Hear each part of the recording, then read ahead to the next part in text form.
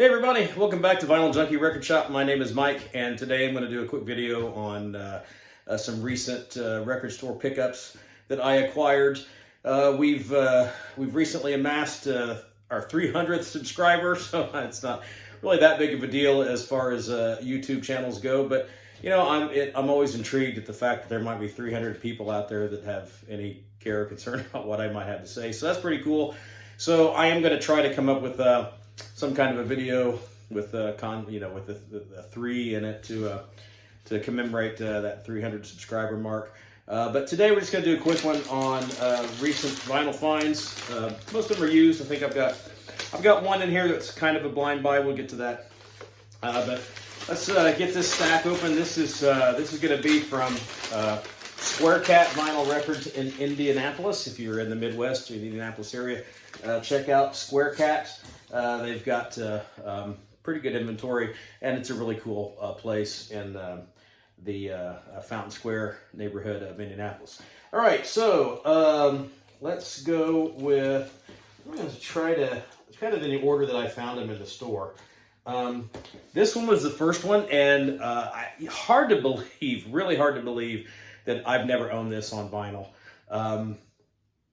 You know, I spun this yesterday. It sounds really good. It sounds great on vinyl compared to like the more compressed digital sound, like a lot of these older albums really do. Honestly, probably one of the very best rock albums to come out in the 70s, and it doesn't really get its due when compared to other albums of that era, and the band doesn't either. And I probably ought to do just a specific video on this album. I think I might do that. But anyway, here is The Captain and Me by the Doobie Brothers, released in 1973. It's a gatefold. It's got this really kind of interesting photo of the band in this these, I don't know if that's what century kind of formal gathering getup that they have on, but pretty neat. This album is just chock full of fantastic tracks. This is a 10 out of a 10 record in my opinion. Highlighted by big hits, Long Train Runnin' and China Grove, which is the first real rock song I ever remember hearing as a child, and it's just got that classic riff. And then Dark-Eyed Cajun Woman, South City Midnight Lady are the two really laid-back tracks on it, but some fantastic deep cuts on this album. My favorite being Clear as the Driven Snow. What a great song that is. And then Without You is a kind of a rousing rocker to kick off side 2. And then kind of a surprise is Evil Woman, which is a kind of a harder sounding track for the Doobie Brothers. Doobie Brothers, I mean, nestled right in there along with the Eagles, kind of as far as that originating that kind of yacht rock kind of sound that came out of California. A lot of people think about the Doobie Brothers as like a Southern rock band. While they incorporated certain elements of Southern instruments and textures into their music, they really weren't a Southern rock band. But fantastic record nonetheless. If you've not ever heard this album by the Doobie Brothers, do yourself a favor and check it out. Okay, the next one I saw on the racks.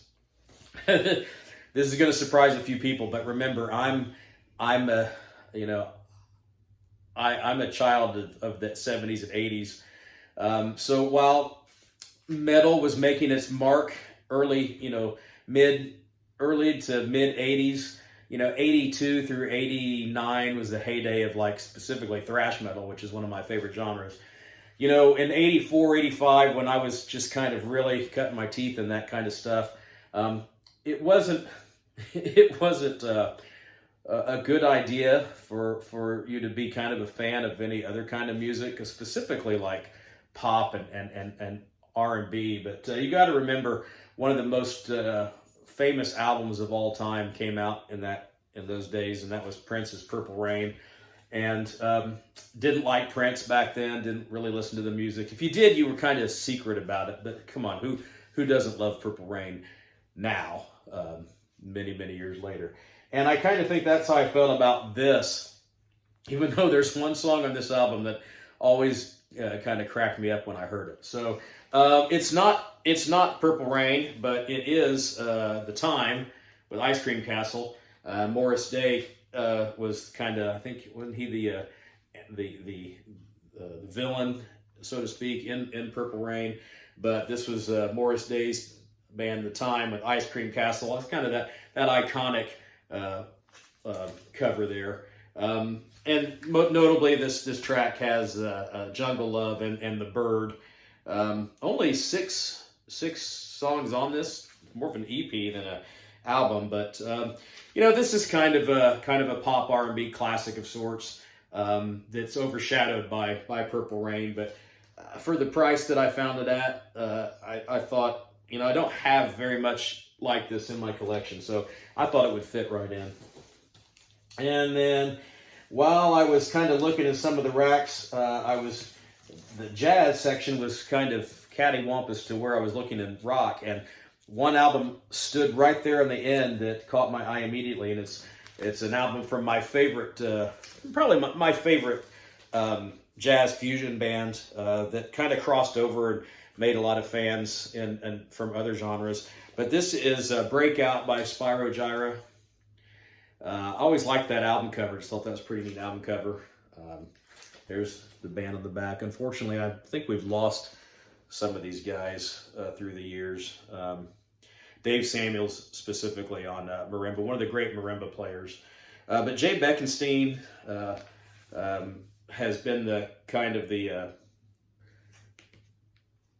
central core member of Spyro Gyra, and one of my kind of heroes as a saxophone player when I was growing up. But this has one of my favorite Spyro Gyra tunes, Bob Goes to the Store. Kind of a silly name for a tune, but it leads the album off. And I haven't had this on cassette. I've never had it on CD, and unless I bought the album before somewhere and stashed it away, I think this is the first time I've ever had it on vinyl. So anyway, really great album by Spyro Gyra. And then, as I was kind of looking, I passed up on this at a flea market the other day, and I really wish I would have picked it up then. It wasn't in the greatest condition, so I kept looking, but then I listened to the album, which I hadn't listened to it in a while, and I knew immediately after listening to it in my car on the way home on digital, when one of these days I'm going to have to pick this up. And they have one copy in the store, and that's the Power Station with, it was just self-titled Power Station 33 1/3, their self-titled album. This was a super group of sorts from the 80s. I think this was released in 85. And again, in 85, when you're a kid listening to Testament, Metallica, Slayer, and you're really getting into that, it wasn't cool to listen to Duran Duran.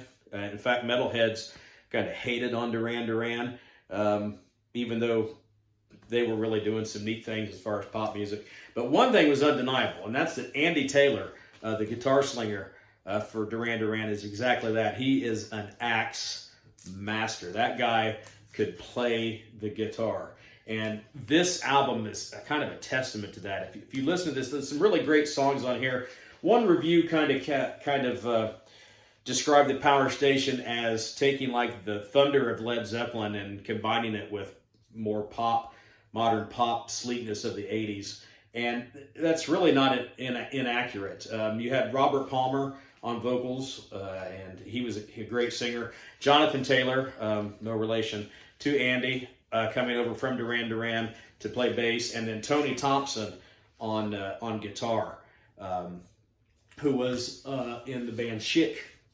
So he brought kind of that funk R&B poppy vibe with his drumming into this group, and this album is a really great record. And there's some just incendiary guitar licks and solos from Andy Taylor sprinkled throughout this whole thing, and it's really fun to listen to. And I think one of these days I want to kind of feature Andy Taylor in one of my videos and some of the other appearances and projects he's appeared in. He released a couple of solo albums that never really got too far.